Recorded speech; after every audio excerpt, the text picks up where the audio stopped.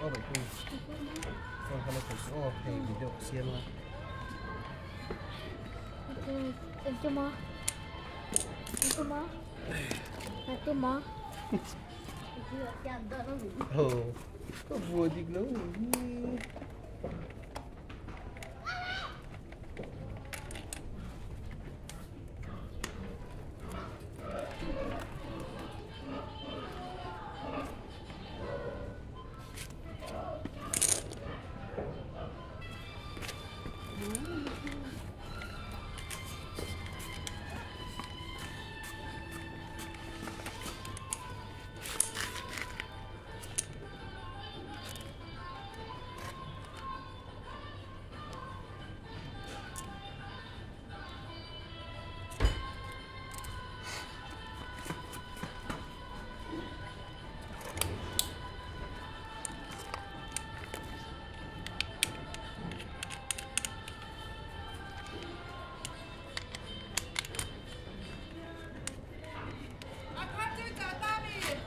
có dù lấy khu tạ khu lấy màn cốm nào con đi xem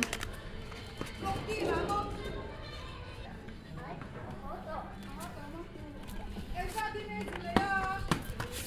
sang thum giờ đi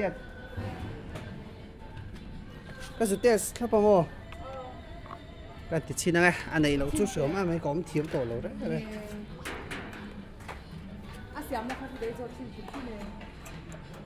ấy các con tao lo pan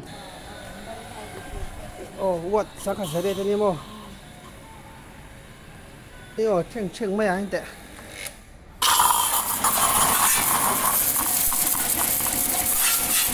phải đủ rồi ấy gì vậy tụi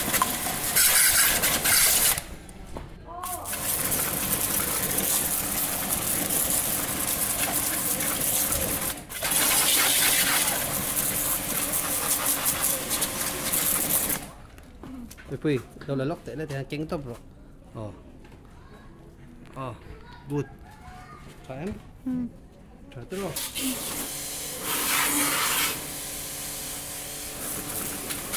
Cái này bị chưa chả mà.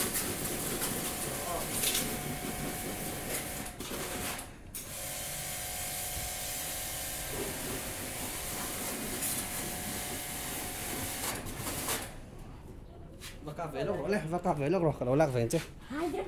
Rồi rồi.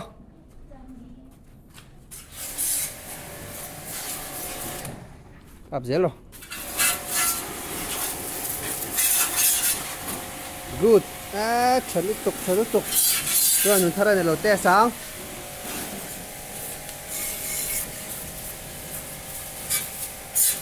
Trái thì em bội quê. Mà làm gì đồng cáp lốc tệ. Hay là hi. Mà thôi. trái thì dân tham gia.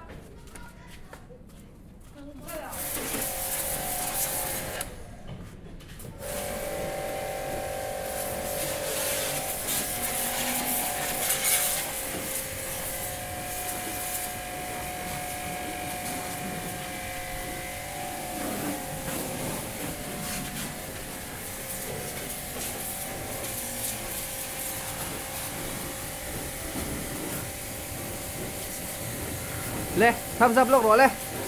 Tham gia vlog rồi Lê.